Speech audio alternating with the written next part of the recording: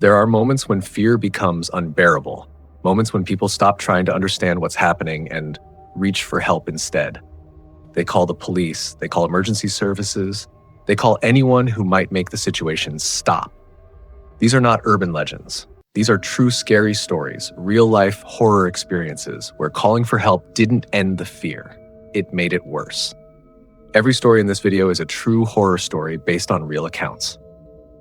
Unexplained, true stories shared by people who believed help would protect them. Instead, something responded first. Not loudly, not violently, but deliberately.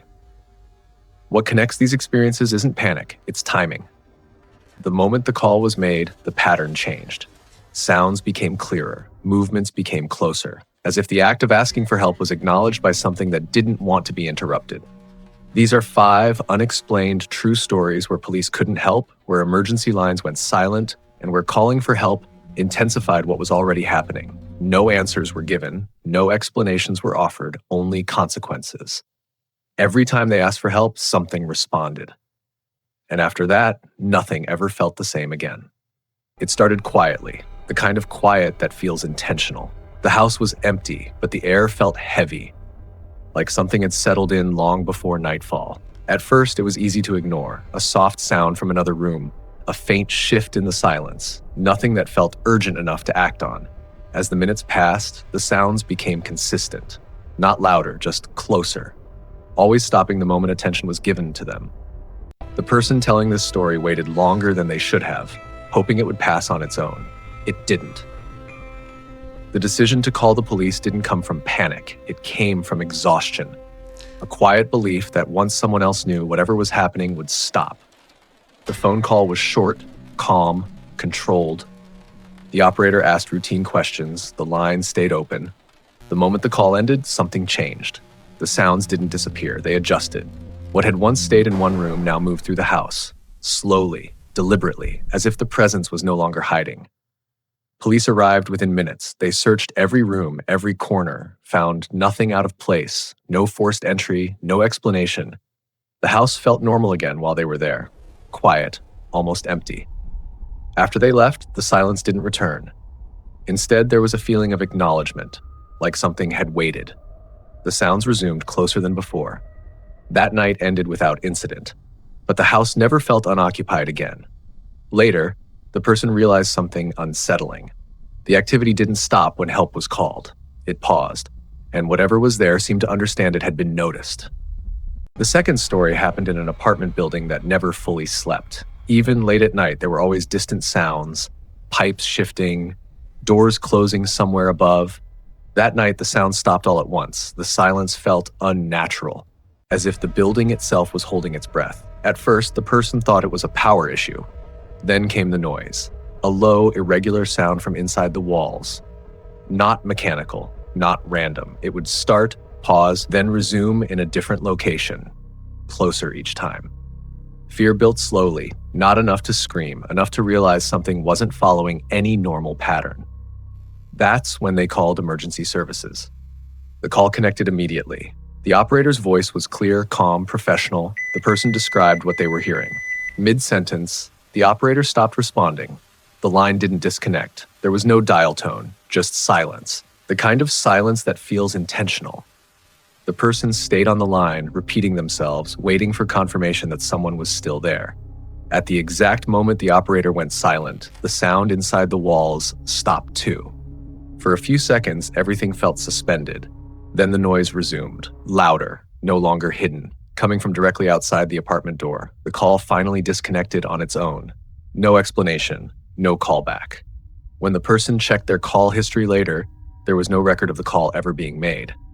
The noise ended before morning, no damage was found. No neighbors reported anything unusual. But after that night, the person stopped calling for help during moments of fear. Because whatever had been listening seemed to respond faster than anyone on the other end of the line.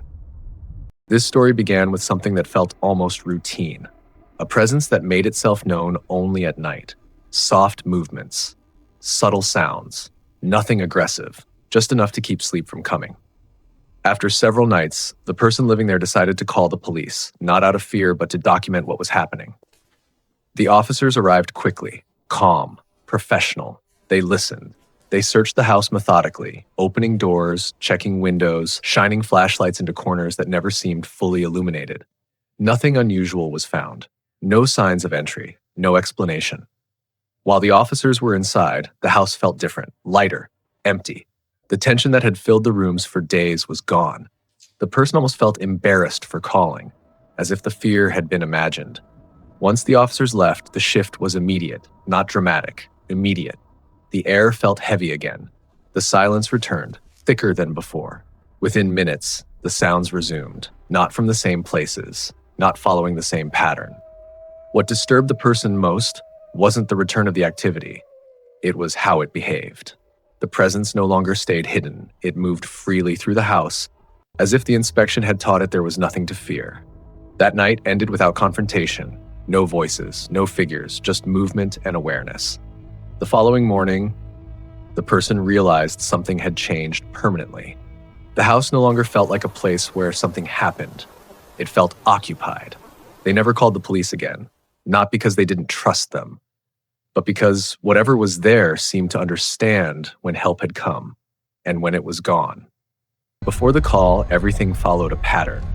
The disturbances happened at the same time each night, always after midnight, always in the same room.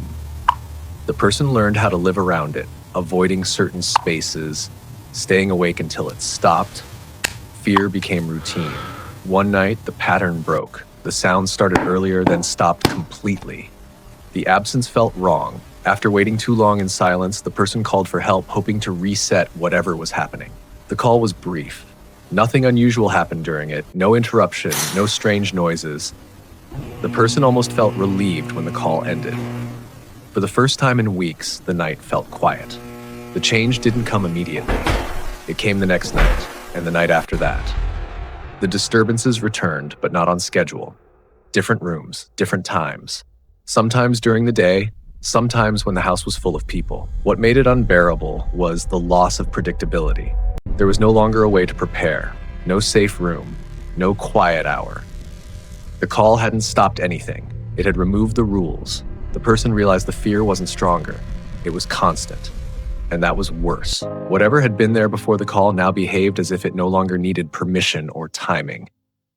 After that, they never reached out for help again. Not because it failed, but because it changed something that couldn't be undone. This was the story where fear stopped being manageable. It didn't arrive suddenly, it accumulated.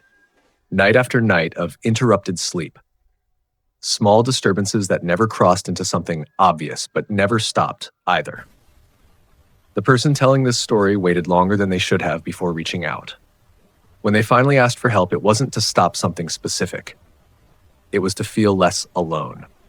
The call was placed quietly, almost apologetically. The operator listened, reassured them, told them someone would check in. The moment the call ended, the atmosphere changed. Not abruptly, gradually. The air felt denser. The silence pressed inward. For the first time, the presence didn't wait. It moved, not fast, not slow, intentionally. What terrified the person wasn't what happened next, but how familiar it felt.